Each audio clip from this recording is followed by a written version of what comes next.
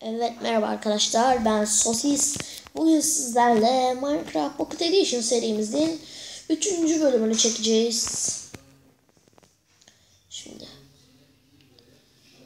seriye başladık. 3. bölüm oldu. Ne bunu söyledim bilmiyorum. Şimdi madene gideceğim. Biraz daha bir şeyler arayacağım.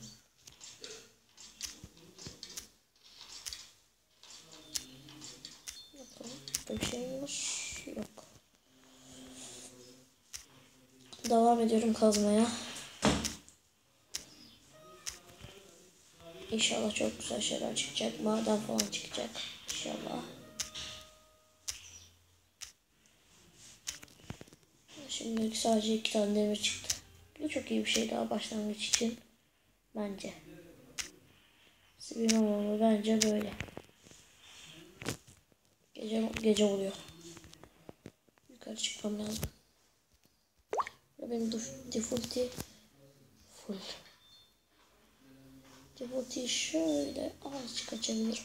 Ya da başka bir yer kapalı kalsın. Daha zırhlara falan kuşanmadım. Default'i şöyle alayım. Evet.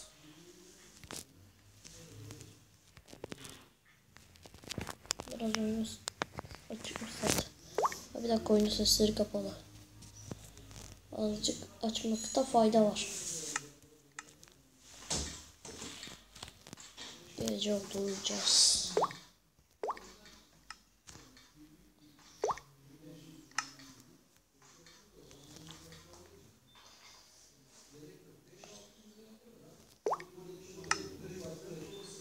Sesleri şöyle yapayım. Videomuz da iyice sessiz olması yani. Ya sesleri olsun. Benim kömürlerim vardı ya. Kömürleri. Odun. Yani kömür falan bulmadım.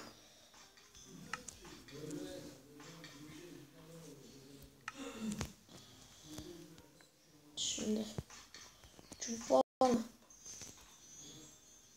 Çubuk var mı üzerimde? Var.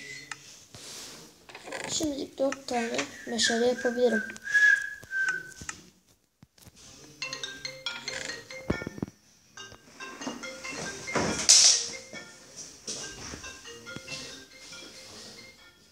Tamamdır.